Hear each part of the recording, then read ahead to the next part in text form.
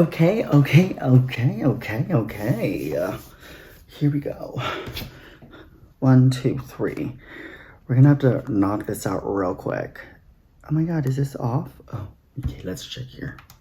Hi, I'm Manny, and we are here to talk about the psychology of money. And today we're gonna talk about saving and spending. Are you always surprised about how much money you spend? Are you surprised when you look at your bank statement? Do you even look at your bank statement? Do you have uncontrolled spending? Are you not able to save for your goals? Are you worried about how much money you have in your checking account? Hi again, Manny Apolonio here, your certified financial planner and financial independence coach. I want to talk to you today about something that's been coming up frequently with my clients, and that is resisting the urge to spend money. And the holidays are upon us, and that is really hard to do, especially because we're being bombarded with all of these emails. And if you're on Instagram, every other post probably is sponsored by someone trying to sell you something. And if you're anything like me, I am a sucker for a sale, and I'm a sucker for a solution. Solution to problems I didn't even know are problems. And you know what that is? That's effective marketing. And there are ways that we can outsmart the marketers, or at least do what's within our control to keep us from spending.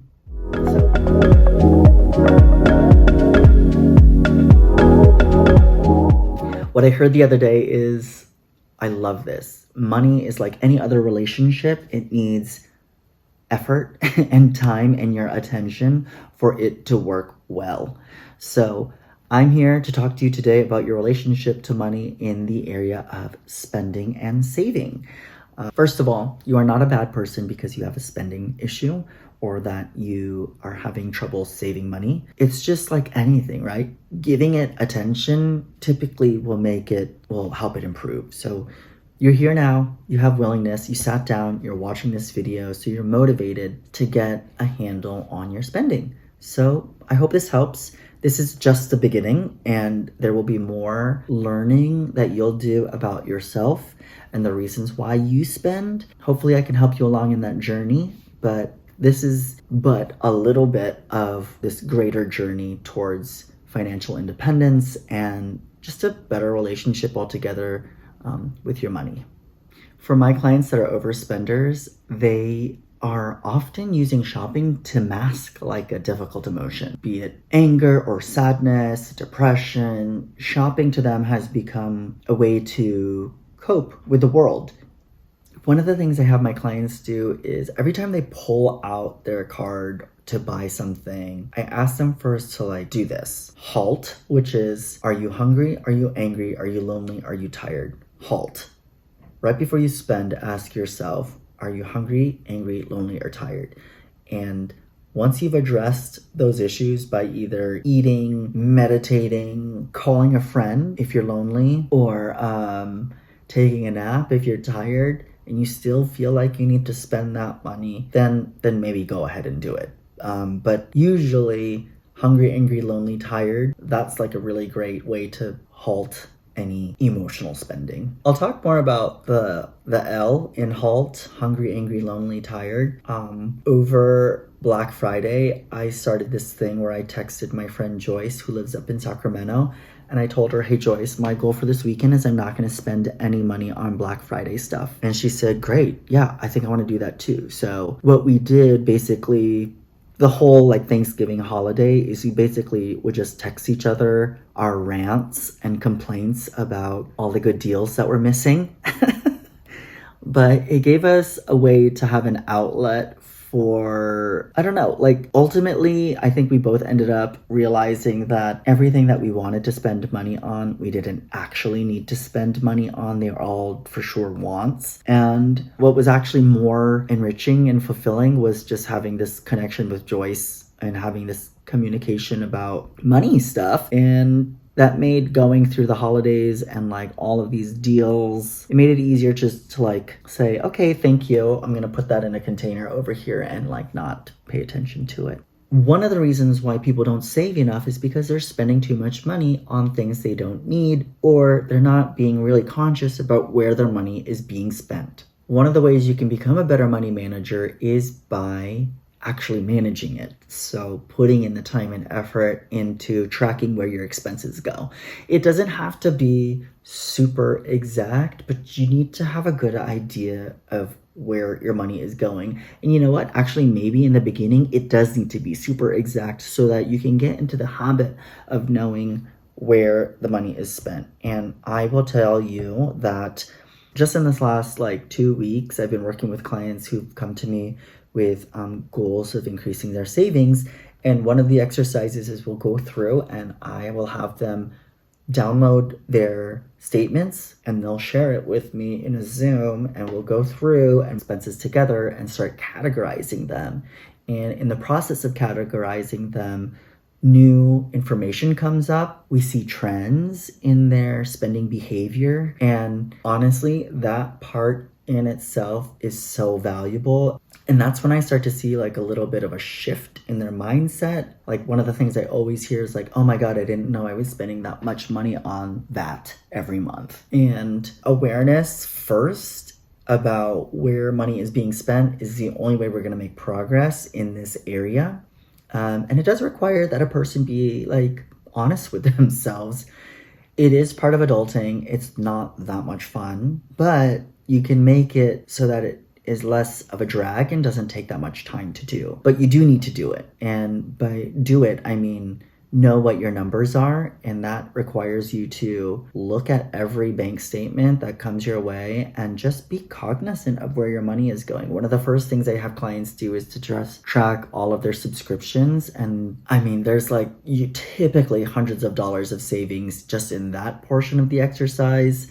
I had a client today. He had an estimate that he was spending $900 a month on groceries. We went through his bank statements today and we highlighted every transaction that was at the grocery store. And what kind of happened for him was he made the association of his shopping had become habitual, that at the end of the day, after working at home by himself all day, to kind of feel something after a long day of working, he'll go to the supermarket. And the supermarket is a lovely place for all of your senses to be stimulated, and everything is designed to get you to purchase it. And he walks out of the grocery store spending anywhere between $25 and $50 a day on every shopping trip for a whole month. So you can see how it adds up. But kudos for him, because he is going to the grocery store at least, which is in most cases more affordable than dining out or ordering in. Honestly, if I have those clients that say, I don't cook, I try to get them to look at ways that they can have at least one meal a day at home. And if that's possible, then that's maybe a savings of $20 daily. So one of the ways that you can save money is by going to the grocery store with a list. And I do a piece of paper with most of the items that I'm in there to get. And once I've gotten everything I need on that list, I have to leave. I cannot hang around. The longer I hang around, the more likely I'm going to fill my cart with things that I don't need. And, I'm not a super strict person when I get to the grocery store. If there's something new that I want to try, there's room for that. But I go in there at least with a list. I used to shop without a list, and I used to shop when I had no groceries left in my refrigerator and I was probably hungry. So being hungry is not a great state of mind to be in when I go into the grocery store, because I'm more apt to overspend. Another way that you can save money is by cooking for yourself. And there are so many YouTube videos that you could watch on how to put together a really quick meal. You're not the only person who is trying to save money by making meals at home. And thankfully, we live in a society right now where everyone wants to share information with you about how they're able to do it. So it just takes a little bit of willpower, willingness, and motivation to go in and look for recipes that are going to be tasty for you. Think about the last meal you had at a restaurant and think about what components went into it and how you can do something to replicate it. I have a really favorite salad that I get at a place called Starbelly here in the Castro in San Francisco. And when I take a look at it, it's a pretty simple salad. And the thing that really leveled it up was this goat cheese that I never ever put on my salads. And now when I put just a little bit of goat cheese in there, like I feel like I'm having a little bit of a restaurant experience. So being a little bit mindful about like why it is you like what you like at the restaurant and trying to replicate that for yourself at home is going to save you money. Now, I'm not like super strict on don't ever dine out. Like, dining out for me is an experience that I like to share with friends. So, typically, I'm dining out because I want to fulfill another value of mine, which is to enjoy great company and have connection with my friends. So, it serves double duty, of course. I have to get my needs met in the terms of like I need to eat that day, but I also wanted to spend time with my friends. So that's perfectly allowed. It's just that not every meal needs to be consumed in this way where you have to go out to a restaurant, buy something, pay a tip, the whole experience. You're more apt to spend more in those situations. Okay, so now you're on your path of leveling up your cooking skills. I get it. Not every meal is going to be practical to cook on your own, but I want you to get darn close. And I want you to make eating out be a reward and something to look forward to, maybe once, twice, 3 times a week. But sometimes when I'm looking at what my clients spend on prepared food, that adds up in terms of fees. In the case of delivery, you're paying like a delivery fee, you're paying the service a handling fee, and then on top of that, a tip. So it adds up. And if you're doing that day to day, like you can see how it adds up. Just take a look at your statement. A lot of us, even before the pandemic, were really used to spending money online to get things delivered to us just for the fact that it's super convenient. It being convenient is part of the reason why it's kind of like terrible, because it makes it so easy to just put things in a cart and buy it. Like in the case of Amazon, you can do like the one-click buy, and then you don't even really have time to think about, do I actually need this? At least in my case, I have many times used shopping as a way to feel better about a certain issue or problem. I call it the bigger agenda. The bigger agenda is probably like, oh, I'm in a relationship that is making me unhappy. So I'm actually just going to focus on this vase, because this vase is, it needs to be replaced now because my whole like decorative motif now is different. So I'm going to go online and find a new vase. You kind of get what I'm doing there, right? Like there's this bigger thing that I probably need to deal with, but it's just so much easier to deal with like buying something new to distract me from what really in my life needs to be addressed. And typically, in a lot of these overspending situations, it's just that. Like, there's like a bigger thing that needs to be addressed that's not getting addressed, and we're not getting to like the root issue.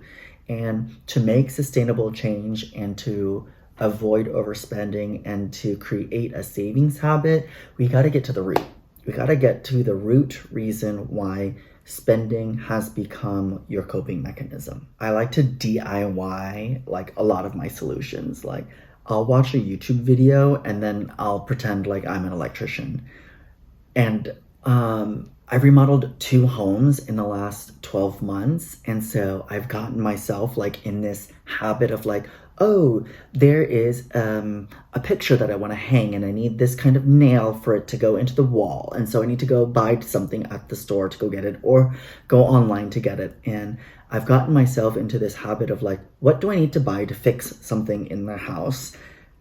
There will always be something that needs to be addressed in my home, or there'll be an item in my wardrobe that needs to be replaced. And there will always be a gap between the ideal situation and what I have right now. There will always have that, because as soon as I get the thing that I want, I'm now back over here looking forward saying, oh, well, I need this now over here to feel better.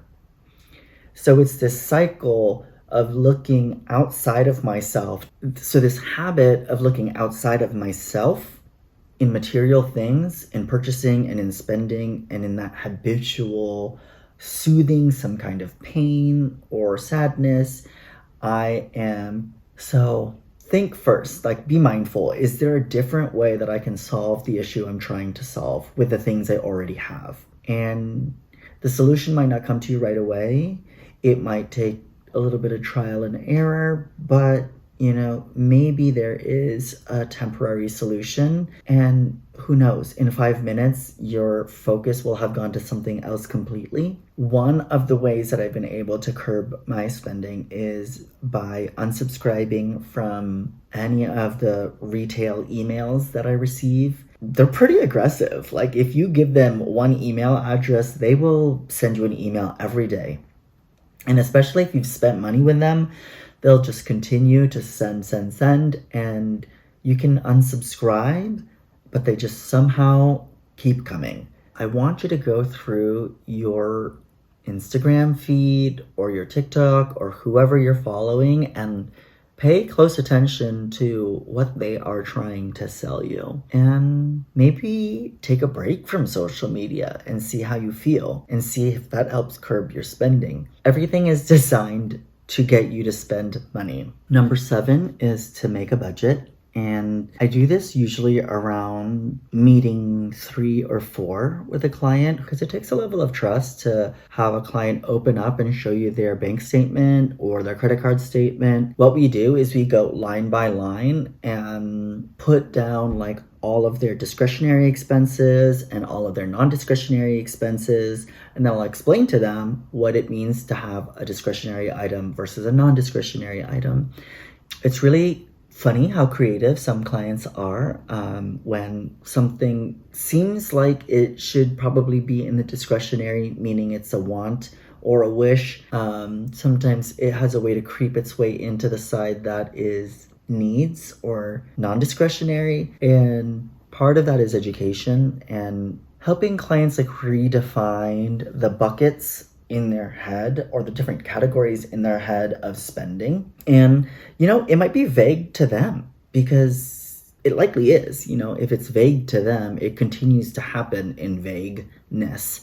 There's a saying called, what happens in vagueness stays in vagueness, meaning if you're not keeping track of where the money is going, you will continue to stay in this place of confusion around it, and it never gets better. You can make more money, you can earn more money, but it just never gets better. It just becomes a different problem because you have more money going into this habit.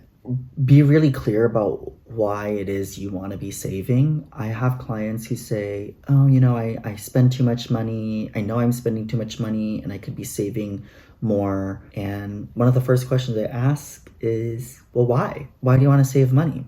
Usually it's because they want to buy a house or they want to go on a trip or something like that. Or sometimes it's like, because I probably just should. Should is not a good enough reason for you to change habits sustainably. Then I have them complete that thought. You're not saving enough for what reason? Why do you need to save money? Why not just spend it all?